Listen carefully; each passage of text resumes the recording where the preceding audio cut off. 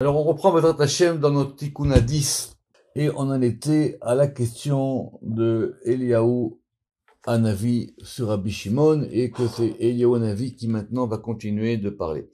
C'est très compliqué dans le Zohar quand on a comme ça une question qui vient. Ça veut dire il faut comprendre.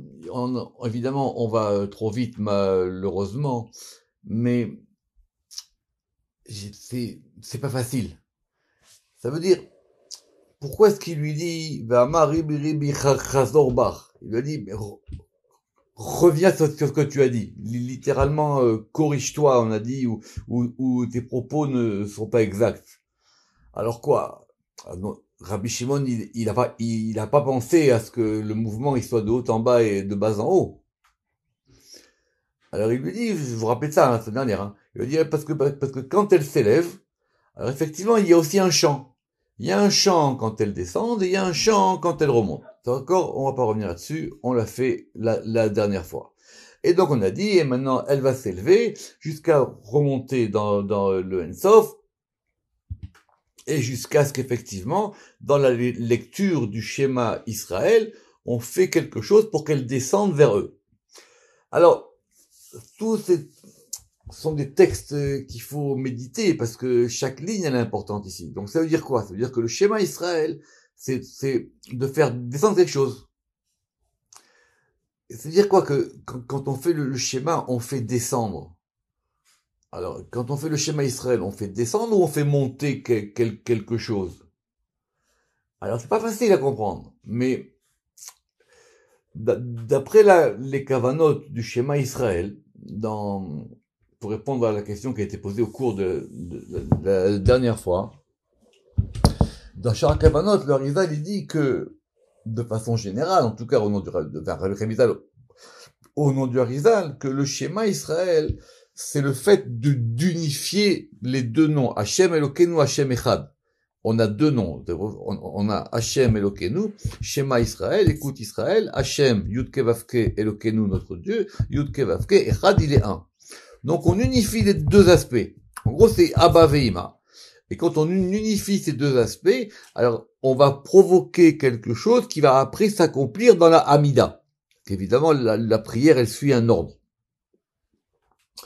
Mais, et ici, c'est marqué dans le Zohar parce que pour qu'elle descende vers eux. Bon, il faut réfléchir à ça. Ou Be'an Karanla. Et donc, on revient toujours avec notre question du Béan. Et par quoi est-ce qu'elle l'appelle? Alors effectivement, parce qu'il faut qu'effectivement qu'il y ait quelque chose qui permette de faire cet appel ou de pouvoir monter ou descendre. Et c'est ça ici que ça veut dire quoi? Que par quoi elle l'appelle? Dire que qu'est-ce qu'il y a dans cet appel-là? Alors elle a dit Beben Zouga dans son conjoint qui est le Vav. Et le Vav, ça s'appelle Israël Saba. On avait vu ça la dernière fois. Alors, Veihu Shir-El, et on revient à cette notion de Shir-El, Israël, et il est donc le chant du El. Shir Dile, c'est son chant à lui. Des Im la Karan la B, car s'il ne l'appelle pas avec lui, elle ne descend pas sur eux. En fait, c'est super important. Ça veut dire que quand on l'appelle à elle, il faut qu'on l'appelle avec lui. C'est ça la notion de shir-el.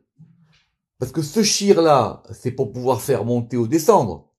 Mais qui c'est qui monte et qui descend dans ce qu'on voit depuis le début du tikkuna? C'est ce degré du féminin qui monte et qui descend.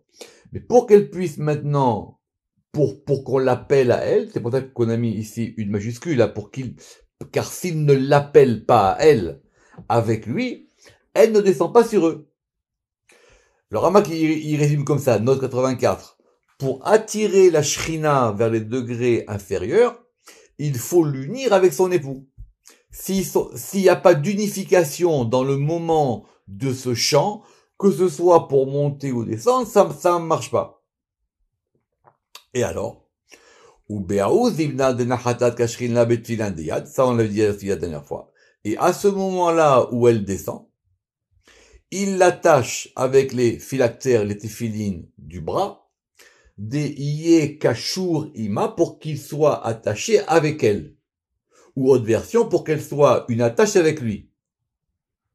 Veraza Demila, et le mystère de cette chose-là, Venafsho Keshura Benafsho, c'est ce qui avait marqué à propos de Binyamin et de Yaakov. D'accord. Alors, j'avais posé une question la dernière fois, on va y revenir. J'ai dit, mais les tfilines, on les met avant le schéma. Alors il dit, et au moment où elle descend, on l'attache avec les tfilines. Mais tu es en train de me dire que c'est au moment du schéma qu'on va la faire redescendre. Alors je comprends pas de quoi tu me parles ici. L'ordre de la tfila, qu'on voit ici, il correspond ici, maintenant, on comprend qu'il correspond à un mouvement des mondes. Il correspond à un mouvement de lumière. Donc nous, on doit adapter dans notre prière, la prière, elle doit être considérée par rapport à ce mouvement. Le soir, il n'a pas de problème d'halakha. Le soir, ça n'intéresse pas d'halakha. Le soir, ce qui l'intéresse, c'est de comprendre ce mouvement de lumière. Et ce mouvement de lumière, il fait que notre prière, elle est instituée de cette manière-là. Très bien. Alors, première réponse, petite réponse, on a dit qu'il y avait deux schémas. Il y a un schéma au début dans le Yotzer, il y a un schéma dans le Yotzer et il y a un schéma au début dans les Korbanot. Mais quoi qu'il arrive, les téphilines, on les met avant. Alors, à moins que la tâche, le kécher des téphilines, il soit là pour attacher quelque chose qui était déjà là avant. Ou à moins qu'on parle ici d'autre chose. Pas évident à comprendre. Mais en tout cas, on a compris maintenant qu'il fallait attacher ça. C'est quoi cette attache? C'est-à-dire que maintenant on veut cette chose qui monte et qui descend, on veut l'attacher à nous. On veut être lié à ça. C'est ça la notion ici du kécher. Donc, Vekesher des Tarvaïou est la tâche de ces deux. C'est quoi les deux? C'est-à-dire de ces deux degrés, du masculin et du féminin. C'est-à-dire le téphiline de la main, il est lié à Malchut, et le téphiline de la tête, il est lié à Tiferet. C'est pour ça que le téphiline de la main, on le met en premier, et on le fait assis, et le téphiline de la tête, on le fait debout par rapport à Tiferet. Donc les téphilines, c'est quelque chose qui est là pour attacher. Et on va lier ça à un point voyelle. Alors vous avez évidemment compris que Kesher et Shurek, ça a les mêmes lettres. Vekesher de Tarvaïou, Yu Shurek letata. Donc, ce point voyelle de Shurek. Alors, ce qu'on appelle ici le Shurek, c'est ce que les Ashkenazim, ils appellent le mélophone. C'est-à-dire, ce sont les trois points qui sont en diagonale du côté droit. Et maintenant, on va analyser ce mouvement dans les points voyelles. C'est ce qu'on va voir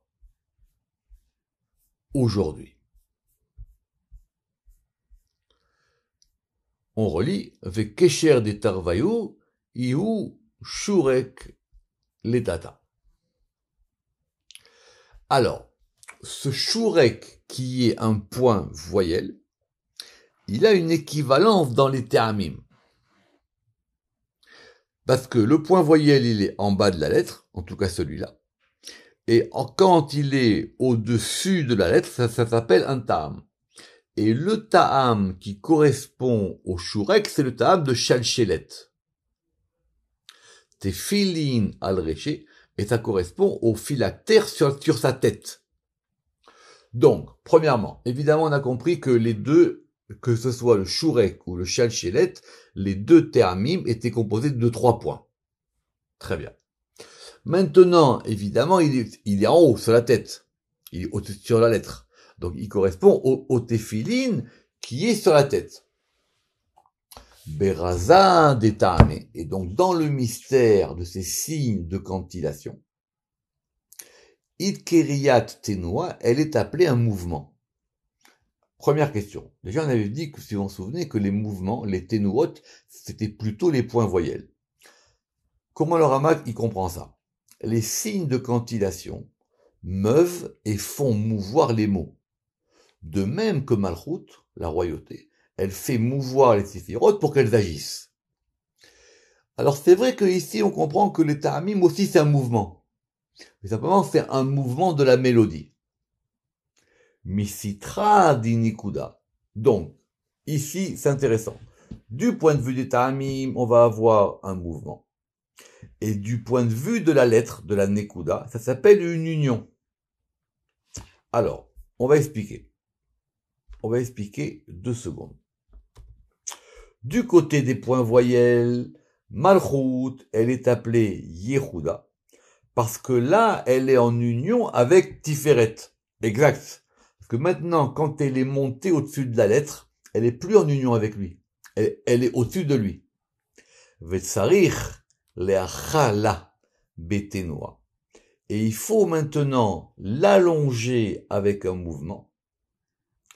Betenoa de'ainu revia, qui correspond au ta'am de revia. Ad ensof le'ela, jusqu'au ensof, vers l'en haut. Alors, vous avez vu qu'on avait fait Shar Ateamim. Vous vous rappelez dans le Pardes, c'est pour ça que c'est un très intéressant et qu'il faut le refaire. On comprend ici que maintenant, dans le Shalchelet, c'est quand maintenant on a ces 3 points qui sont montés en haut. Mais maintenant, quand on va faire un Revia, c'est-à-dire que maintenant on va allonger, Revia, on va l'allonger avec un mouvement. Et ce mouvement-là, on va le faire jusqu'au Ensof qui est en haut. On va reprendre juste dans Shar Ateamim. Qu'est-ce qu'on avait dit sur le Revia? Donc vous vous rappelez que Shar Ateamim, c'était à la fin du Pardes, c'était après Shar à Otiot. Si ma mémoire est bonne, c'est la porte 29. Tout à fait. Donc la porte 29, et le Rama qu'il avait là-bas donné les Tehamim par différents ordres, et c'est au chapitre 3. Alors, Revia, Piresh Rabbi Shimon Bar Yochai. C'est ce qui est marqué là-bas dans le Pardes. Rabbi Shimon Bar Yochai a expliqué. Encore une fois, dans le Pardes, il donne pas les sources.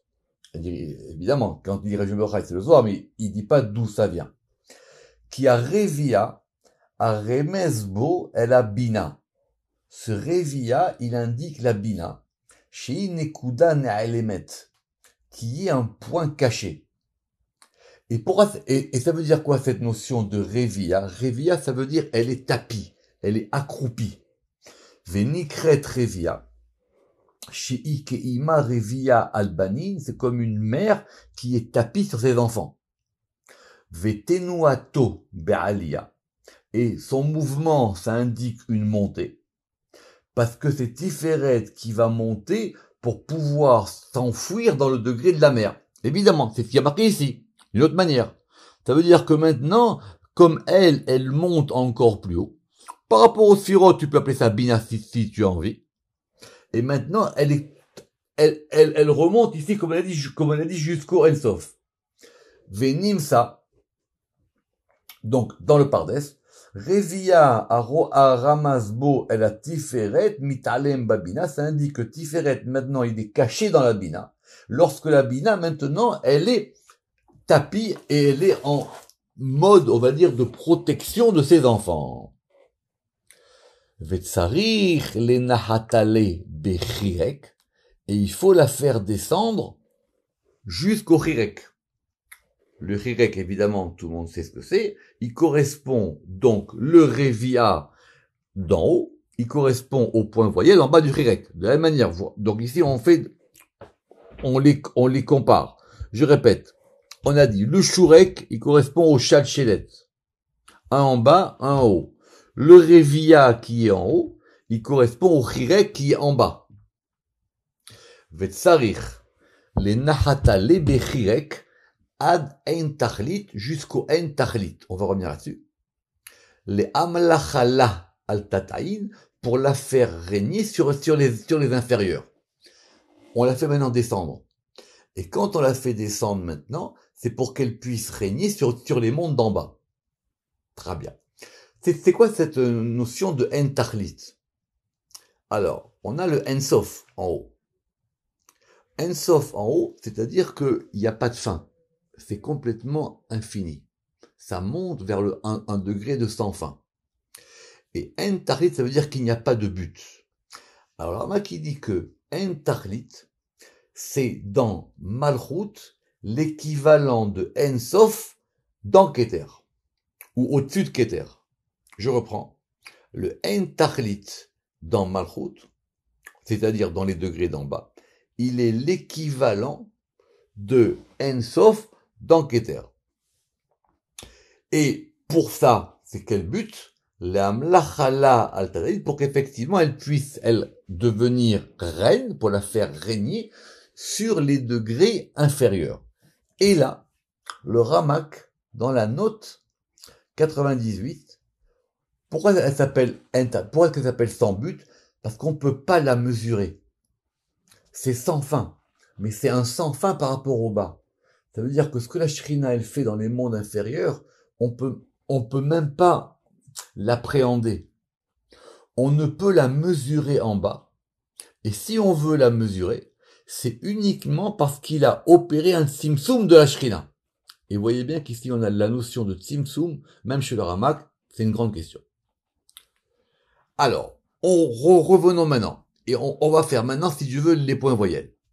Dans le Shurek. Quand c'est dans le Shurek. Ici, c'est quoi le Shurek? C'est le Shurek avec un Vav. Alors, il faut prendre un papier et un crayon. On fait des choses maintenant très très pointues, qu'on comprenne ça. On avait un premier Shurek, qui est un Shurek sans Vav. Le Shurek sans Vav, il correspond à 3 points. Ces 3 points-là, c'est quand ils sont liés. Maintenant, ce Shurek-là, il correspond en haut, dans les Te'amim, à Shalchelet. Ok. Après, on a dit le Revia, qui est un Tam, en haut, il correspond au Chirek en bas. Je répète, tout ce qu'on veut maintenant, c'est essayer de comprendre ce mouvement. Maintenant, on a un autre Shurek. C'est un Shurek Vav. C'est quoi le Shurek Vav? C'est un Vav avec un point au milieu. Et dans le Shurek Vav, Tsarir le Yahada la Bevala, il faut l'unir à son mari. En gros, je vous l'avais résumé plusieurs fois. Je ne sais pas si vous vous en souvenez. Ce point, il monte et il descend. Donc, quand il est en dessous, c'est un Chirek. Maintenant, comment il descend? On nous l'a dit, comment est-ce qu'il va descendre ou monter? C'est parce qu'il lui faut un axe. Cet axe, c'est le Vav. On l'a vu dans le Tikkuna. Donc maintenant, quand ce point, il va commencer à monter, il a donc un tuteur, même un ascenseur. Et cet ascenseur, c'est le Vav. Et lorsqu'il arrive au milieu du Vav, alors là, effectivement, ça s'appelle l'union du masculin et du féminin.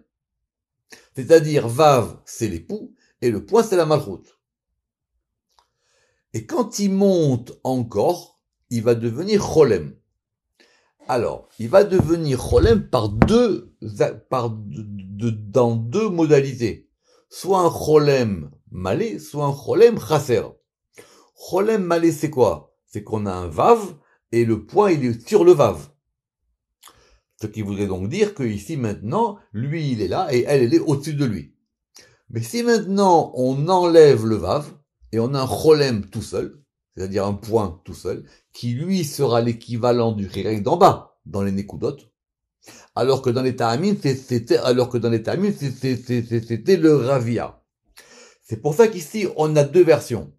Soit on dit que c'est Oube Cholem, le Cholem, c'est-à-dire le Cholem sans Vav, ou soit on dit Becholem avec un Vav, Taga al Reché, elle est maintenant une couronne sur sa tête, littéralement, au-dessus de sa tête.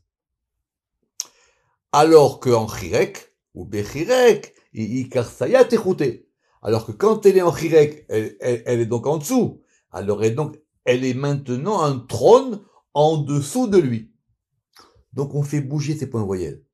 Et par ce mouvement des points voyelles, on comprend le mouvement de la malchoute elle-même. Et dans le Shurek, et lorsqu'elle est dans le Shurek, Iou Yehuda Legabe, c'est une union vers lui, qui est Ravnada de cette manière. C'est quoi de cette manière-là? Vous allez prendre un Vav, et sur ce Vav, vous allez mettre les 3 points, c'est-à-dire les 3 mouvements. Soit elle est sous le Vav, soit elle est au milieu du vav, soit elle est en haut du vav. Donc, ces 3 points de shurek correspondent à ces 3 points d'attache. La lettre vav, qui va désigner donc Tiferet, avec les 3 positions, c'est-à-dire la position au-dessus, la position au milieu et la position en dessous, ces 3 positions, on va les totaliser dans le shurek. Donc, revenons dans le Pardes. Parce que le Ramak, évidemment, tout ça, il a lu avant nous, et il en a fait la synthèse dans le Pardes. Donc, revenons maintenant dans le shurek, dans le Pardes. Alors, le shurek, donc dans Sha'ar HaNekudot, on va voir le shurek. Juste avant d'y arriver, à propos de Shalchelet. Shalchelet, là-bas, ça veut dire que maintenant, lorsque la Malchut, elle est en union et elle est installée avec Tiferet. Donc, si on prend maintenant nous dans Sha'ar HaNekudot, Sha'ar HaNekudot, qui est la porte 28, il dit dans le shurek qui est dans le Vav. Donc, c'est-à-dire le shurek malé. A remez el metziuta, ça indique maintenant l'état de la malchut, beyichud ba'ala, lorsqu'elle est en union avec son mari. C'est-à-dire qu'elle est shochevet reko, ça veut dire qu'elle est, elle est allongée dans elle est dans son sein à lui. Et c'est ça qui est marqué dans le shurek, vekulo zera emet, c'est un verset dans Yirmiya où là-bas le kulo, il est écrit avec un shurek. Ou liot, zea yichud, alida yisod. Et puisque maintenant, cette unification, elle doit se faire par un élément intermédiaire qui est le yisod. C'est lui qui est meyached vea kosher, c'est lui qui va donc unifier et kosher qui va attacher, puisqu'on a dit que shurek c'était les mêmes lettres que attacher. Donc maintenant, c'est ça qui fait le shurek avec le vav. Et donc le shurek, c'est ce point intermédiaire. Betziruk shurek. Alors, comment est-ce que maintenant, et après, concernant le shurek sans vav, le shurek sans vav, il correspond lui maintenant à ces 3 points, et qui sont l'assemblement de tous ces degrés. Et c'est ça qui correspond à l'union de l'épouse et de son époux, comme on l'a expliqué. Parce que ces 3 points-là, qui sont dans le shurek, ils correspondent aux 3 points qu'on a vus plus haut, qui sont le cholem, shurek et rirek. Je reprends. On a 3 aspects. Soit maintenant elle est en dessous, c'est un rirek. Soit maintenant elle est tout à fait en haut, c'est un cholem. Soit elle est au milieu, c'est un shurek avec vav. Et ben ces 3 points-là maintenant, ils forment à E3 le point voyelle du shurek lui-même.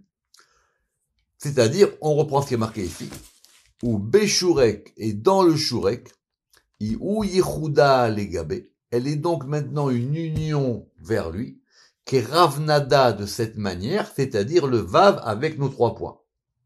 Vechadil ela taga al resha. Et lorsqu'elle monte, donc vous voyez bien qu'ici on s'arrête pas. Lorsqu'elle monte, lorsqu'elle descend, lorsqu'elle va de cette manière, de cette autre manière,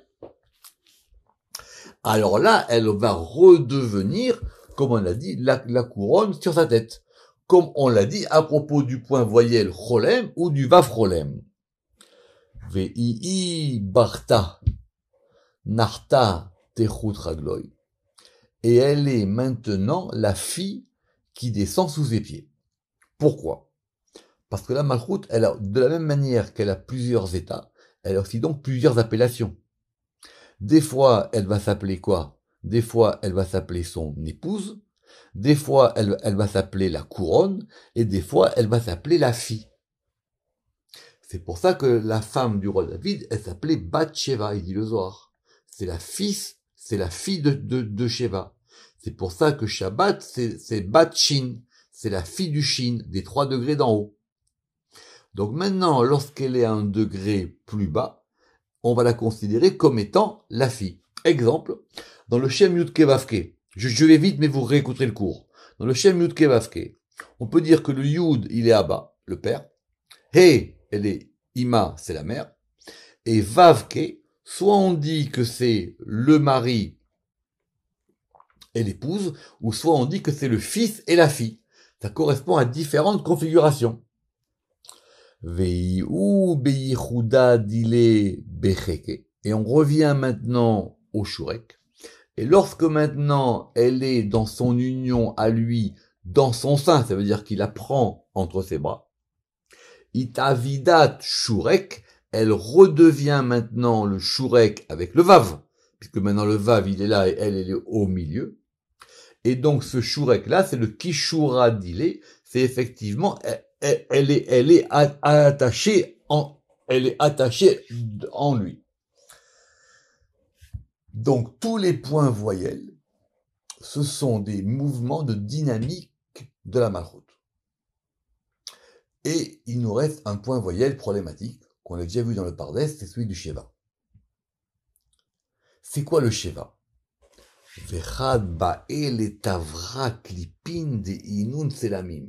Et lorsqu'elle veut briser les écorces de ses idoles. Vous vous rappelez, c'était la première pierre qu'on avait vue dans le rêve, et cette pierre-là, elle sortait pour pouvoir casser ce fameux qu'on appelle le géant au pied d'argile. Alors là, elle s'appelle Sheva. Alors, le Sheva, vous vous rappelez, le Zohar il a dit que Sheva, il fallait l'écrire avec un Aleph, parce que ça s'appelle Sheva Baesh. C'est un point voyelle de Gvura. Mais l'équivalent du Sheva ici, c'est que cette notion de destruction du Sheva, elle va correspondre au Ta'am de Tevir. Parce que Tevir aussi, il veut dire le fait de casser, de briser. Et c'est ça que le verset dit, Uva, shaber teshaber matsevoteem. Briser, tu briseras leur stèle. On va prendre doucement ce qu'on va dire. Premièrement, quand on dit que elle ici, ça désigne la pierre.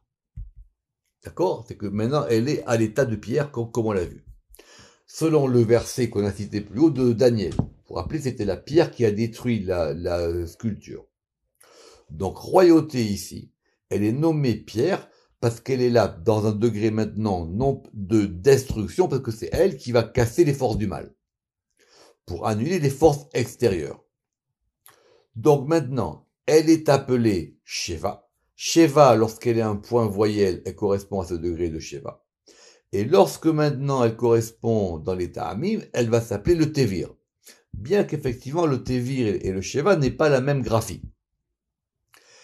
Et le verset, il dit quoi? À propos du fait qu'on doive briser les stèles du côté des forces de l'autre côté. Shaber teshaber matsevoteem. Briser, tu briseras leurs stèles. Pourquoi il y a marqué deux fois?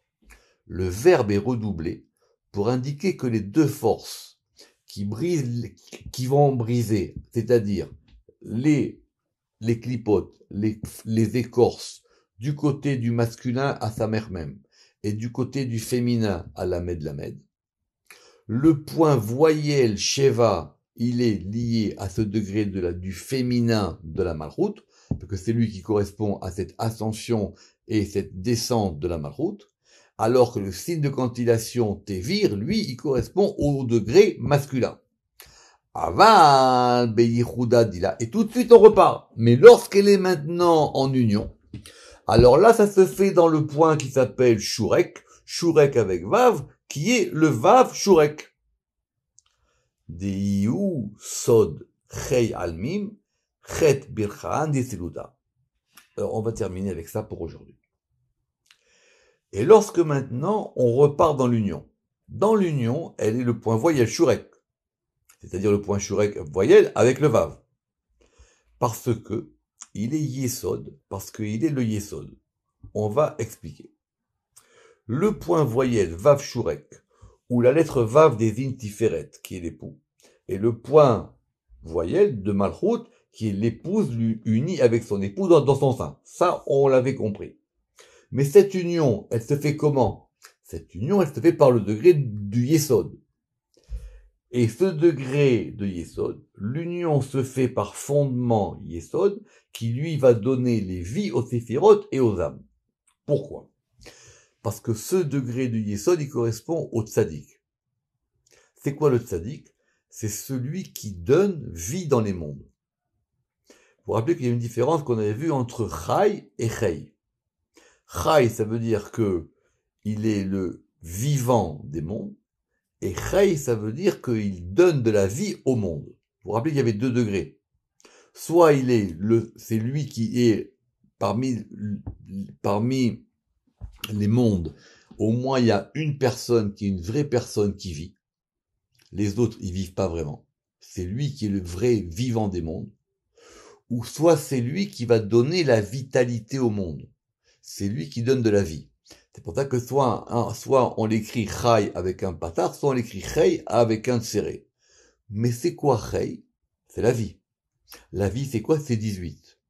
C'est quoi ce degré de 18? Ce sont les 18 bénédictions qu'on va faire dans la Hamida après avoir fait le Kriyat Shema. Chai a pour valeur numérique 18, qui sont les 18 bénédictions de la Hamida, par lesquelles on va maintenant éveiller l'union. Parce que cette union, dans le schéma, on la fait descendre. On la fait descendre pour qu'ils soient ensemble. C'est ça que l'Arizal, il appelle une Yichud Abba Veima. Et maintenant, ils vont s'unir, eux, l'époux et l'épouse, dans la Hamida elle-même. On comprendra ça, si Dieu veut, encore plus profondément la prochaine fois, parce que maintenant, on comprendra pourquoi la Hamida, on doit la faire à voix basse.